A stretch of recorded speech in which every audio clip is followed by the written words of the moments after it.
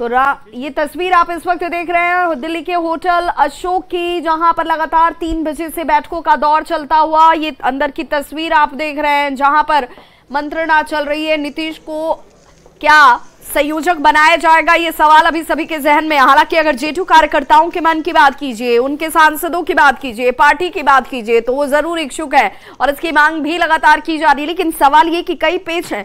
ममता बनर्जी क्या इस पर सहमति देंगी? लालू प्रसाद क्या नीतीश कुमार के नाम को आगे बढ़ाएंगे? क्या दूसरे तमाम जो क्षेत्रीय दल हैं वो इस बात पर राजी होंगे? क्या कांग्रेस इसके लिए अपनी सहमति भरेगी? हालांकि कांग्रेस की तरफ से एक कमेटी जरूर बना दी गई है, जो कमेटी तमाम विषयों पर इन दलों से बातचीत करती नजर आएगी। इंडी अलायंस की ये चौथी महत्वपूर्ण बैठक इस वक्त दिल्ली के होटल अशोक में चलती हुई, जहां पर सीट शेयरिंग का आखिर फॉर्मूला क्या होगा उस पर चर्चा की जाती हुई ये संभावना जाहिर की जा रही है। देखिए नीतीश कुमार आपको तस्वीरों में नजर आ रहे हो और हमारे सहयोगी रवि एस नारायण हमारे साथ इस वक्त आरजेडी कार्यालय के पास से मौजूद हैं और सीधे उनसे ही हम जान लेते हैं। रवि, आरजेडी का रुख क्या है? आरजेडी किस बात पर अपनी सहमति या नाखुशी या नाराजगी या सहमति दिखाती नजर आ रही है? क्योंकि सीधे तौर पर कह दिया गया कि अगर नीतीश कुमार को संयोजक के तौर पर आगे लाकर रखना है तो लालू प्रसाद की भूमिका महत्वपूर्ण हो जाती है। आरजेडी खेमे में किस तरह की चर्चा है? देखिए, आज की बैठक जो है वो कई मायनों में महत्वपूर्ण है। अगर आरजेडी के लिहाज से अगर देखें तो आप देखेंगे कि आरजेडी के जो कई नेता हैं कई मौकों पर ये मांग करते रहे हैं कि तेजस्वी यादव जो है वो बिहार के मुख्यमंत्री बनने चाहिए। और ये रास्ता तभी साफ होता है कि जब नीतीश कुमार जो है वो राष्ट्रीय राजनीति में जाते हैं।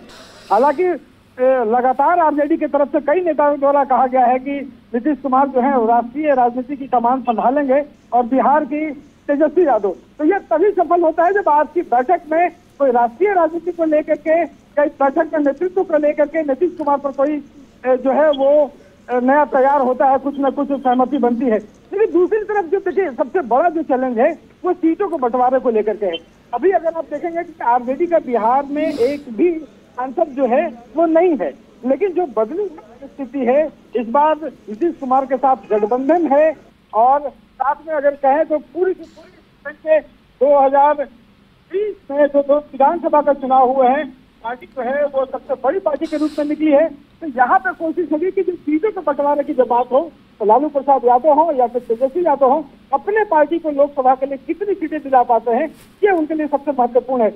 हमारे साथ में मृत्युंजय तिवारी जो है वो साथ में खड़े हैं। देखिए, एक तो है बात करते हैं अगर कुमार को वहां पर कुछ बड़ी नहीं मिलती है तो क्या लगता है कि तेजस्वी के लिए रास्ता नहीं खुलेगा या फिर इसको कैसे देखते हैं? मिलती है, बड़ी मिलती है, छोटी। देखिए, कुछ मिलती है, बड़ी मिलती है, छोटी मिलती है, इसका कहाँ सवाल है?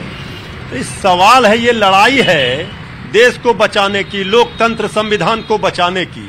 और कई मौकों पर खुद ही आदरणीय नीतीश कुमार जी ने श्री तेजस्वी यादव जी ने कह दिया यह पीएम और सीएम बनने के लिए नहीं, ये जो विपक्षी एकजुटता की मुहिम बिहार से शुरू हुई उसकी सफलता देखिए इंडिया गठबंधन के रूप में। लेकिन आप देखेंगे कि तमाम जदयू के जो बड़े नेता हैं वो एक सुर में लगा रहे हैं कि नीतीश कुमार को एक बड़ा कहीं न कहीं ओहदा मिलना चाहिए। आदरणीय नीतीश कुमार जी का जो राजनीतिक अनुभव है, जो काबिलियत है, जो क्षमता है, जो योग्यता है, उसमें कहाँ किसी को कोई शक है। वो किसी से बेहतर प्रधानमंत्री पद के उम्मीदवार चाहती है कि वो प्रधानमंत्री। हम क्यों नहीं चाहेंगे? हम एक बिहारी होने के आप भी चाहते हैं, हर बिहारी चाहता है कोई बिहार का पीएम हो। लेकिन जब आदरणीय नीतीश जी ने खुद ही कह दिया है हमें पीएम बनने की कोई लालसा नहीं है। रवि जरा मृत्युंजय जी से पूछिए कि ठीक है पीएम बनने की लालसा नहीं है नीतीश कुमार के, लेकिन संयोजक बनाने के लिए क्या लालू प्रसाद नाम प्रस्तावित करेंगे?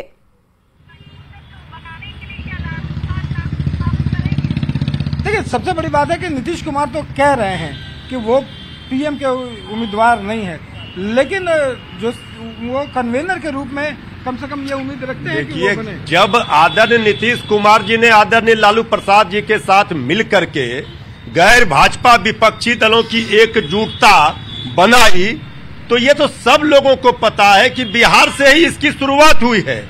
और ये भाजपा हटाओ देश बचाओ इस नारे को जो लालू प्रसाद जी ने दिया है, इसको धारदार बनाने के लिए इंडिया गठबंधन बना है और 2024 में भाजपा को सत्ता से बेदखल किया जाएगा। ये तो देखना होगा कि पहले इंडिया अलायंस कितनी कारगर तरीके से एग्जिस्ट कर पाती है, तब भाजपा को हटाने के लिए रणनीति कितनी धरातल पर उतरती है। रवि, आप हमारे साथ लगातार बने रहिए। इस वक्त हमारे सहयोगी अमितेश भी हमारे साथ जुड़ गए। अमितेश, चूंकि 3 बजे से ये मीटिंग शुरू हुई है और अब तकरीबन 5 बज चुके हैं, तो क्या अभी ये मीटिंग और लंबी खींचेगी? किस तरह की चर्चा, किन मुद्दों पर चर्चा अंदर चल रही है? कोई अंदर खाने से जानकारी? पार्टी की तरफ से राहुल गांधी के बारे में देखिए, अभी ये बैठक चल रही है पिछले 2 घंटे से और तमाम कांग्रेस के नेता हैं, चाहे राहुल गांधी, सोनिया गांधी, मल्लिकार्जुन खड़गे मौजूद हैं। इसके अलावा जो सहयोगी दलों के शीर्ष नेता मौजूद हैं। ये जरूर कहा जा रहा है कि जो टॉप लीडरशिप है इंडिया अलायंस के, उनकी ये बैठक है और ये आखिरी बैठक हो सकती है, क्योंकि मुंबई की बैठक के बाद ये शीर्ष नेताओं की बैठक है, महत्वपूर्ण बैठक है। इसके बाद जो बैठकें होंगी वो अलग अलग कमेटी जो बनाई गई है उन कमेटियों की बैठक होगी, यानी कोऑर्डिनेशन कमेटी है और बाकी रिसर्च कमेटी है, अलग अलग कमेटी बनाई गई है, उन कमेटी की बैठक होगी। इसमें स्ट्रेटजी बनाई जाएगी। लेकिन बैठक से ठीक पहले कांग्रेस की तरफ से जो नेशनल अलायंस कमेटी बनाई गई है, मुकुल वासनिक जिसके कन्वीनर बनाए गए हैं, उसके बाद एक चीज बिल्कुल साफ हो गई है कि कांग्रेस की तरफ से यही 5 लोग सीट बंटवारे पर बात करेंगे। कांग्रेस ने ये तय कर दिया है और इस स्थिति में दूसरे जो सहयोगी दल हैं, क्या बिहार में जेडीयू आरजेडी हो, झारखंड में जेएमएम हो, उत्तर प्रदेश में समाजवादी पार्टी हो और शिवसेना उद्धव गुट जो है महाराष्ट्र में, ये तमाम जो दल हैं उनकी तरफ से भी ऐसी कमेटी बनाई जाएगी और अलग अलग राज्यों के हिसाब से जो कांग्रेस की कमेटी है इन सहयोगी दलों की कमेटियों से बात करेगी और उसके हिसाब से सीट बंटवारे पर चर्चा होगी। चूंकि नीतीश कुमार भी पहले कह चुके हैं, बाकी कई सहयोगी दलों की तरफ से कहा जा चुका है कि जल्द से जल्द हमें कॉमन मिनिमम प्रोग्राम बनाना होगा, हमें कमेटी बनाकर सीट बंटवारे पर चर्चा करनी होगी और सीट बंटवारे पर जब सहमति बन जाएगी, सबसे बड़ा पेंच जो है वो सीट बंटवारे को लेकर है, उस पर सहमति बन जाएगी तो बाकी मुद्दे अपने आप आसानी से हल हो जाएंगे। लेकिन सीट बंटवारे में काफी पेंच है। अखिलेश यादव को मनाना इतना आसान नहीं होगा। उनका जो वो जो संकेत दे रहे हैं, पेच कई हैं, क्योंकि ये माना जा रहा है कि जब ये कमेटी वाला रूप शुरू होगा तो ये कमेटी कितना कन्विंस कर पाती है दूसरी पार्टी को और उस पार्टी की कमेटी से कितना स्वीकार कर पाती है। यही तो चैलेंज इस वक्त नजर आता है। बहुत बहुत शुक्रिया। इस बड़ी खबर पर आप नजर बनाए रखिए। इससे जुड़ी हर अपडेट हम अपने दर्शकों तक सबसे पहले पहुंचाएंगे।